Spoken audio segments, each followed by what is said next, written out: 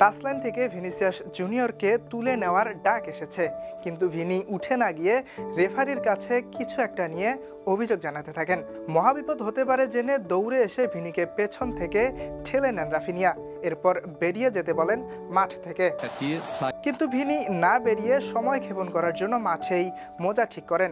তখন আবারও পেছন থেকে দৌড়ে আসেন রাফিনিয়া। কিছুটা উচ্চস্বরেই ভিনিকে দ্রুত মাঠ ছাড়তে বলেন।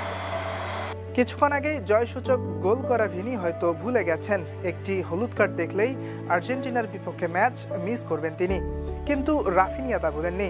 তাই রেফারির হলুদ কার্ড থেকে ভিনিকে বাঁচাতে রাফিনিয়ার এমন চেষ্টা। কলম্বিয়ার বিপক্ষে ম্যাচটিতে ভিনি রাফিয়ার কেমিস্ট্রিটাও ছিল দারুণ। ব্রাজিলের করা প্রথম গোলের পেনাল্টি আদায় করেন ভিনিসিয়াস, সেখান থেকে গোল করেন রাফিনিয়া। দলটির দ্বিতীয় গোলটি আসে ভিনির পা থেকে, সেই গোলটির অ্যাসিস্ট করেছেন রাফিনিয়া।